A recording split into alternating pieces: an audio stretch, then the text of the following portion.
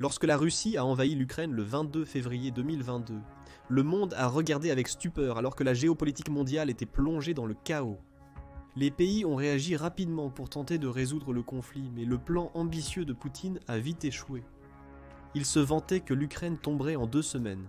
Pourtant, la Russie perd des équipements et des soldats à un rythme stupéfiant.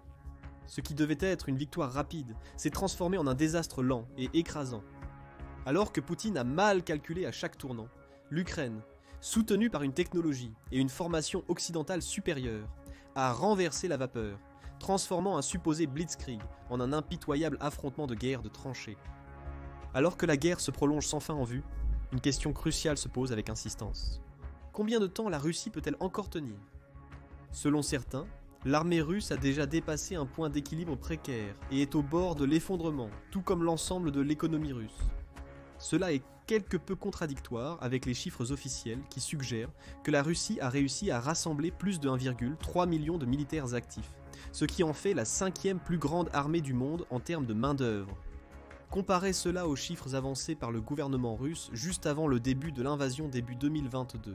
En janvier 2022, il a été suggéré que la Russie avait environ 360 000 militaires actifs sur le front ukrainien, un chiffre qui représente environ 25% du nombre actuel. Cela signifierait que malgré une guerre active depuis environ 30 mois maintenant, la Russie a réussi à faire exploser sa main-d'œuvre disponible et à exercer une pression significative à la fois sur l'Ukraine et sur les pays qui lui envoient de l'aide militaire. Bien sûr, cet effort massif de conscription est pratiquement insoutenable sur le long terme, et c'est précisément pourquoi certains experts suggèrent que la Russie pourrait se mettre entre le marteau et l'enclume en poussant pour une conscription généralisée. De plus, nous n'avons pas encore parlé des pertes subies par la Russie et l'Ukraine au cours des 30 derniers mois de guerre de va-et-vient. Et pour cela, l'image peut devenir de plus en plus compliquée. Dans les premiers mois de la guerre, la Russie et l'Ukraine ont toutes deux largement surestimé leur succès et sous-estimé l'armée adverse. Cela a conduit à une situation quelque peu étrange, où les premiers rapports ne pouvaient pas être vérifiés pour leur exactitude en raison des différences flagrantes entre les médias russes, ukrainiens et indépendants, c'est-à-dire ceux du Royaume-Uni ou des États-Unis. Un tel exemple était le premier rapport fait quelques mois après le début de l'invasion, en juin 2022. Les pertes russes variaient entre 5 900, quelque part entre 10 000 et 15 000, ou signalées pour monter jusqu'à 30 000 à l'époque, selon que vous décidiez de croire les rapports russes de l'organisation du traité de l'Atlantique Nord ou ukrainien. Néanmoins, avec le temps, divers organismes ont réalisé qu'il était possible d'extraire le nombre réel de victimes russes. Il a été suggéré que les premiers rapports ukrainiens surestimaient effectivement les pertes russes d'environ le double. D'autre part, les premiers rapports russes ont minimisé les pertes de leur armée, à un taux de 0,3 pour 1. Les rapports ukrainiens ultérieurs semblent avoir supprimé ce biais, et même les estimations russes ont commencé à se rapprocher des chiffres réels rapportés par les autorités indépendantes. Alors, où en sommes-nous aujourd'hui ? Selon le ministère de la Défense ukrainien, la Russie a perdu environ 585 000 soldats au 9 août 2024. Ce chiffre semble correspondre au rapport combiné du ministère de la Défense britannique en mai 2024 et des rapports ukrainiens des derniers émois sur l'offensive estivale très désorganisée de Kharkiv. Le premier suggérait que la Russie a perdu environ 500 000 soldats jusqu'en mai 2024, tandis que le second fournissait une estimation approximative de 70 000 pertes supplémentaires au cours des 2 mois suivants. Peut-être encore plus intéressant, malgré le fait que la Russie n'a pas fait de progrès significatifs pour s'enfoncer davantage dans le sol ukrainien, les pertes ont commencé à s'accumuler plus rapidement que jamais. Au cours des premiers mois de 2024, on estimait que la Russie perdait entre 800 et 1000 soldats par jour. Ce chiffre est passé à environ 1100 pendant l'offensive estivale. Aujourd'hui, le Pravda ukrainien suggère que la Russie perd plus de 1200 soldats par jour. C'est un nombre stupéfiant de victimes subies lors d'une guerre qui ne semble pas vouloir se terminer de sitôt. Où est-ce le cas ? Il est crucial de comparer le nombre de victimes aux réserves initiales de soldats russes. Considérant que la Russie a commencé avec 360 000 soldats et a perdu près de 590 000 au cours des 30 derniers mois, cela suggérerait que la Russie a retiré des centaines de milliers de soldats de la réserve et a réussi à conscrire environ 1 million d'autres en service actif. Quelle est l'origine de ces hommes et comment la Russie parvient-elle à soutenir cette croissance ? La sombre vérité, c'est que la Russie a fait des efforts significatifs de conscription ces dernières années, offrant des primes croissantes pour les volontaires qui veulent rejoindre l'armée. Selon The Economist, un volontaire militaire peut gagner entre 2 et 3 fois le salaire moyen national. Considérant que les zones moins urbanisées de la Russie ont des revenus moyens nettement inférieurs, en particulier celles où les minorités ethniques sont plus présentes, les efforts de conscription du gouvernement ont rencontré plus de succès dans ces zones. Cela a mené à des disparités ethniques sans précédent dans l'armée russe, reflétées dans les rapports de pertes. Selon un rapport de Public Broadcasting Service en 2023, les hommes de Borachia, une république russe dont les résidents sont descendants des Mongols, étaient 75 fois plus susceptibles de mourir que les hommes de Moscou. Ce niveau d'inégalité entre l'élite, pour ainsi dire, et les zones plus éloignées de la Russie a suscité plus d'une protestation dans les gouvernements locaux. Néanmoins, la Russie semble poursuivre ses efforts militaires sans relâche. Un facteur important est la répartition inégale du budget en faveur de la défense nationale et des dépenses militaires. Au cours des 2 dernières années, les dépenses de défense de la Russie sont passées de 72 à environ 140 milliards de dollars, presque doublant.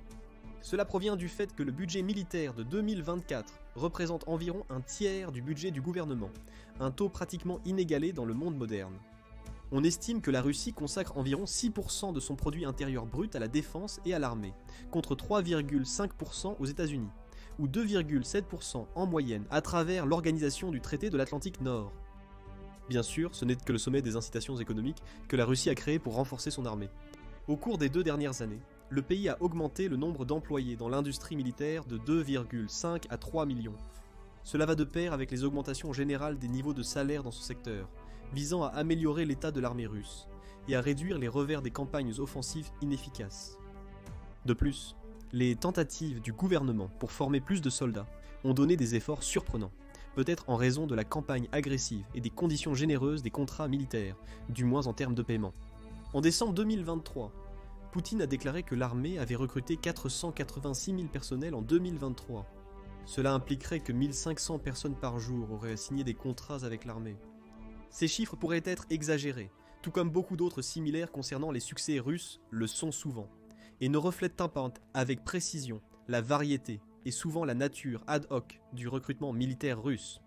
Les rapports suggèrent également que le secteur militaire a fait des économies en termes de fourniture de formation et d'équipement aux recrues, compromettant la capacité de l'armée russe à mener des opérations offensives complexes.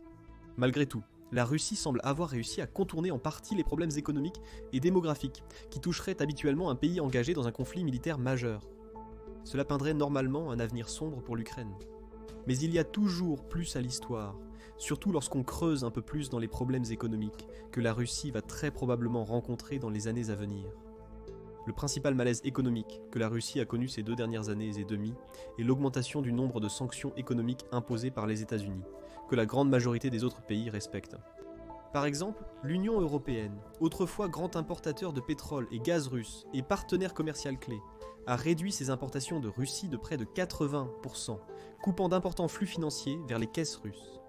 Pour y remédier, la Chine a développé une relation commerciale positive avec la Russie, avec une hausse de 26% du commerce en 2023 par rapport à l'année précédente. Malgré une baisse du commerce total en 2024, il reste bien au-dessus des niveaux d'avant 2022. Les tendances indiquent que la Chine se positionne comme une influence économique significative pour la Russie, car sans ce commerce, Poutine aurait du mal à trouver de grands partenaires commerciaux étrangers. La Chine s'est également orientée vers l'importation de gaz et de pétrole russe, contribuant fortement à l'essor du secteur énergétique du pays.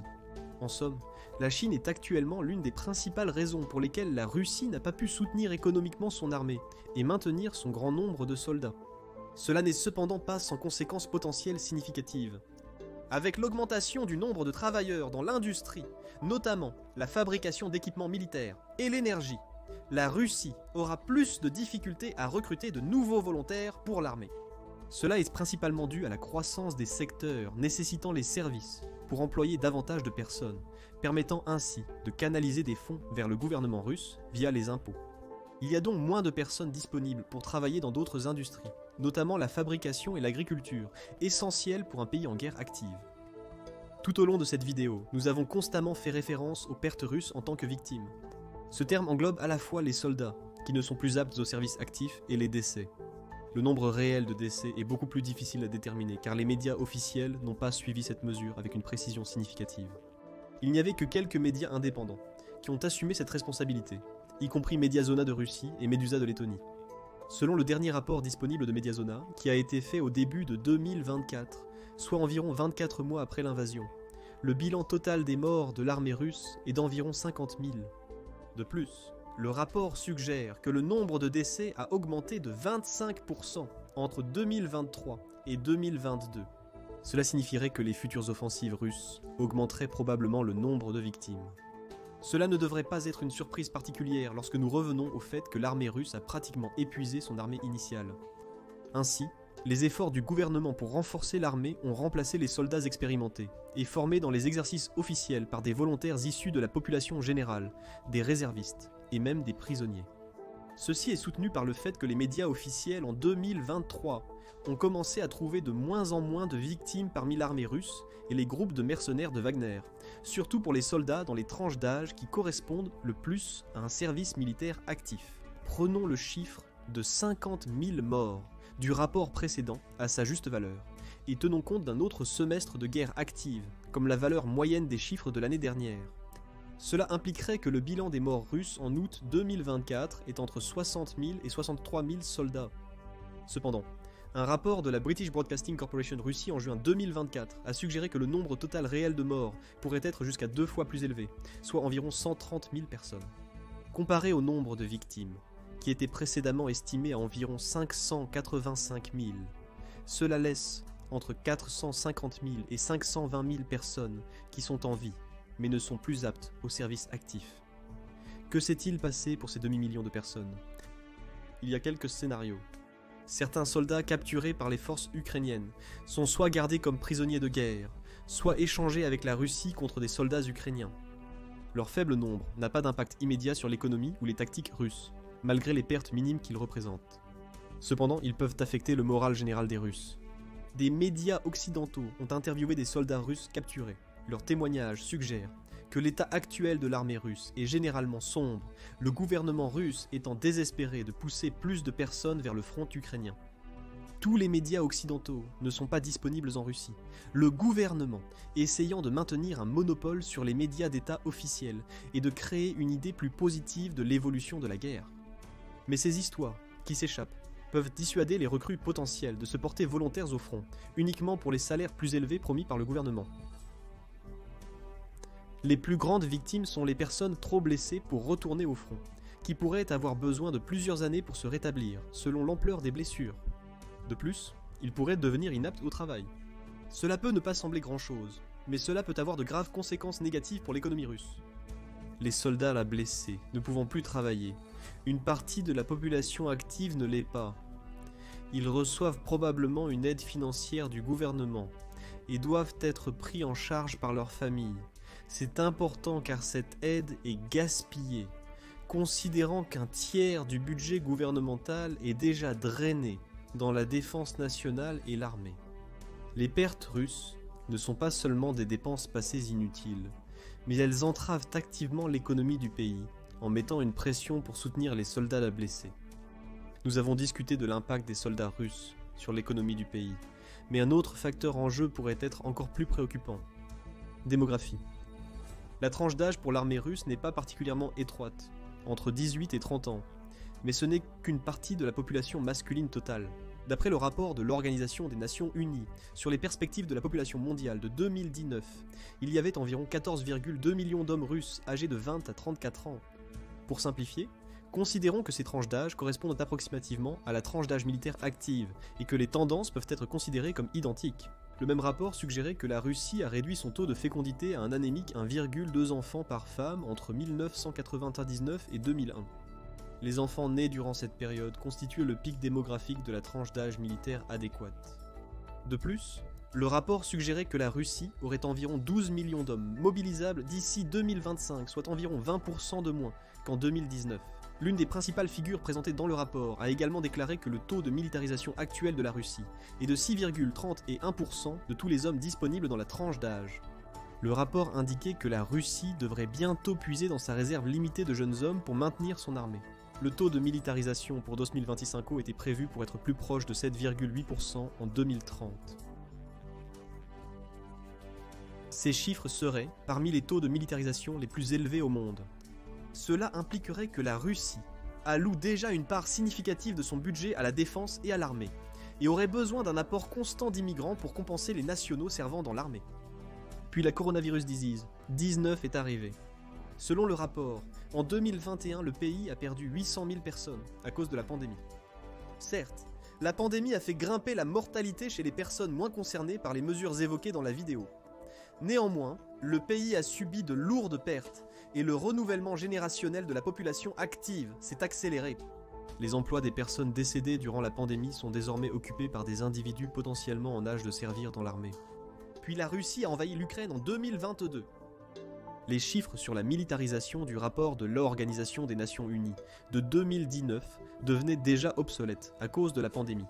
Mais un nouveau rapport suggérerait une situation bien plus sombre dans la démographie russe. Selon les derniers des rapports, la Russie compte 1,3 million de personnels actifs, combiné aux prévisions démographiques de 2019.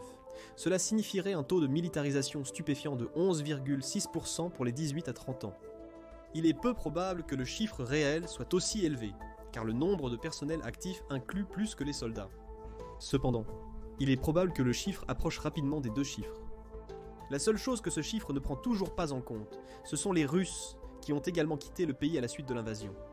Certaines estimations suggèrent que jusqu'à 900 000 personnes ont quitté la Russie après le début de l'invasion, et qu'une majorité significative d'entre elles n'a pas de plan à court terme pour retourner dans le pays. Selon Alpha Bank, une grande banque privée russe, le pays a perdu environ 1,5% de sa main-d'œuvre disponible à cause de l'émigration, impactant significativement l'économie du pays. Plus important encore, de nombreuses personnes ayant quitté le pays sont en âge de servir dans l'armée. Cela a créé un autre flux, sortant de potentiels soldats russes, et a freiné les efforts du pays pour réformer l'armée à la suite de lourdes pertes en Ukraine. La tendance à l'émigration suggère que les personnes quittant la Russie sont hautement qualifiées ou payées, nuisant de manière disproportionnée à l'économie du pays, car la perte de 1,5% de la population contribuera probablement à bien plus qu'une perte de 1,5% en impôts potentiels. Lorsque nous prenons en compte tous ces chiffres, la Russie a rapidement épuisé sa main-d'œuvre disponible dans la plage militaire idéale, en particulier pour les régions qui sont plus enclines à se porter volontaires pour le service militaire, moins les régions urbaines et plus pauvres éloignées du Kremlin. En conséquence, le gouvernement pourrait commencer à diversifier ses efforts vers la population qui a jusqu'à présent été relativement sous-représentée dans l'armée, les grands centres de population tels que Moscou ou Saint-Pétersbourg. Si cela se produit, cela créerait une spirale de pertes économiques. Le gouvernement recruterait activement parmi les hommes aptes, créant des lacunes dans les industries dépendant fortement de cette même population pour un fonctionnement normal. Ces lacunes devraient alors être comblées par plus de personnes, ce qui ne ferait qu'exacerber les problèmes auxquels les autres industries sont confrontées. De plus, les efforts de conscription généralisés du gouvernement au cœur politique, idéologique et culturel du pays pourraient avoir des effets dévastateurs sur l'ensemble de la population. Le pays a connu plusieurs manifestations généralisées ces dernières années, attirant l'attention locale et internationale, comme vous le savez. Le fait que Moscou lui-même commencerait à perdre économiquement de la guerre pourrait bien être le dernier clou dans le cercueil de la campagne russe en Ukraine. Cela pourrait persuader une plus grande partie influente de la population russe, économiquement et politiquement, de forcer le gouvernement à réduire ses pertes militaires et la croissance effrénée de la militarisation. Mais cela restant incertain, supposons que la Russie parvienne à ne pas s'effondrer économiquement et politiquement et que l'armée russe continue de remplacer les pertes par de nouvelles recrues. Comment se positionnent les principaux rivaux russes dans la guerre? Commençons par l'autre côté du conflit russo-ukrainien. Économiquement, l'Ukraine a injecté 36% de son produit intérieur brut dans la défense nationale, spécifiquement l'armée. Les États-Unis dépensent 3,5%. Cependant, démographiquement, l'Ukraine n'est guère mieux lotie. Le site web UALOS tient un registre des décès confirmés en Ukraine, ce qui est pratiquement inconnu du côté russe, ce qui nous donne une image légèrement plus précise. Le site web liste actuellement environ 57 000 décès ukrainiens lors de l'invasion de l'Ukraine. Ce chiffre est intéressant, étant donné les nombres précédemment évoqués côté russe. Si nous prenons les estimations les plus basses des décès russes, 60 000, cela signifierait que les deux pays ont un bilan de décès similaire, malgré le fait que l'Ukraine est environ la moitié de la population totale, et dont la taille potentielle de l'armée. Il est également possible que l'estimation la plus pessimiste de 130 000 morts russes soit en réalité exacte. Cela suggère que l'Ukraine et la Russie subissent des pertes à un rythme comparable. Une chose à noter est que le site web ne fait pas de distinction entre les pertes militaires et civiles, ces dernières étant estimées entre 5 000 et 11 000. En tant qu'agresseur dans la guerre, la Russie a un taux de pertes civiles beaucoup plus faible, mais en a tout de même. Cependant, les pertes totales de l'Ukraine sont probablement bien inférieures à celles de la Russie. Un rapport du ministère de la Défense russe suggère que l'Ukraine avait 440 000 victimes en février 2024. La Russie gonflant régulièrement ces chiffres, il est difficile d'estimer leur juste valeur. Les rapports d'août 2023 suggèrent que l'Ukraine avait environ 190 000 victimes militaires. Extrapolé à aujourd'hui, cela représente toujours environ 350 000 victimes, un chiffre qui pourrait même être largement sous-estimé. C'est d'autant plus vrai que la Russie n'a pas mené de campagne significative depuis début 2024 jusqu'à la désastreuse campagne d'été, totalement inefficace. Dans la campagne, la Russie a dépassé 1000 victimes par jour, tandis que les victimes ukrainiennes n'ont été qu'une fraction de ce nombre.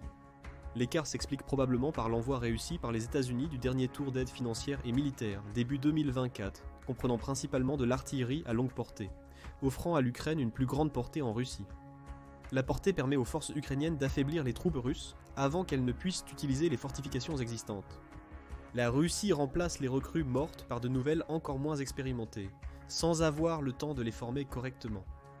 Le front russo-ukrainien est devenu un hachoir à viande pour l'armée russe, ce qui risque d'aggraver les problèmes de morale du pays. En Ukraine, le gouvernement a graduellement réduit l'âge de conscription de 27 à 25 ans. Cela signifie que le pays augmenterait son réservoir potentiel d'hommes aptes au combat s'il décidait de conscrire davantage de soldats. Toutefois, la loi conserve l'âge de mobilisation à 27 ans, ce qui implique que les recrues devront sans doute encore suivre 2 années de formation avant d'être envoyés au front, renvoyés au front. L'état actuel de la loi est peu susceptible de rester le même. Le président ukrainien Volodymyr Zelensky a suggéré que si nécessaire, l'âge de mobilisation sera abaissé à 25 ans. Cette décision a été critiquée, car l'Ukraine a également subi des pertes importantes dues à l'émigration et au déplacement. La baisse de l'âge de la conscription pourrait accélérer le départ des hommes, actuellement interdit par la loi martiale. Mais ce ne sont pas seulement les effectifs de soldats de la Russie et de l'Ukraine qui doivent nous préoccuper. L'Union européenne a convenu que la Russie représente une menace croissante pour l'Occident et a apporté des améliorations significatives. Les pays les plus en vue sont l'Allemagne et la Pologne. L'Allemagne a accepté de consacrer plus de 2% de son produit intérieur brut à la défense nationale. Le gouvernement prévoit de renforcer la Bundeswehr à environ 180 000 personnes, un pic en 70 ans. L'Allemagne possède également l'une des armées les plus avancées technologiquement au monde. En Pologne, le pays consacre déjà environ 4% de son produit intérieur brut à la défense nationale. Le plan du gouvernement est de transformer ce budget en l'une des armées les plus peuplées du monde, avec une taille militaire active actuelle d'environ 180 000. Le gouvernement prévoit de recruter environ 150 000 personnes au cours de la prochaine décennie. En tenant compte des retraites, le plan est de maintenir une armée de 300 000 personnes uniquement en Pologne. Ce chiffre serait comparable au lancement de la Russie contre l'Ukraine dans les premiers mois du conflit. La Pologne, membre de l'organisation du traité de l'Atlantique Nord, serait renforcée par ses voisins, en cas de besoin. Même si la taille militaire des principaux pays de l'organisation du traité de l'Atlantique Nord ne semble pas problématique actuellement, elle reste importante sur le long terme. Quelle que soit l'issue de la guerre russo-ukrainienne, la Russie a subi des pertes militaires importantes et déploie actuellement des troupes peu entraînées pour tenter de renforcer ses défenses. Cela signifie qu'à la fin de la guerre, l'armée russe serait probablement à son plus faible niveau depuis des années, la laissant quasiment vulnérable. L'organisation du traité de l'Atlantique Nord n'utilisera probablement pas cela à son avantage, mais d'autres pays pourraient le faire. La Chine, l'un des principaux partenaires commerciaux et alliés de la Russie dans le conflit en cours. Malgré leur amitié, la relation russo-chinoise favorise nettement la Chine. Au cours des dernières années, la Chine a taillé une influence significative sur le sol russe. De nombreux produits chinois sont devenus leaders sur le marché russe, tels que les smartphones ou les voitures, et même le matériel agricole. Cela a miné la capacité de production russe, la rendant encore plus dépendante des importations chinoises. De plus, la Chine est actuellement un des plus grands importateurs de gaz et pétrole russe.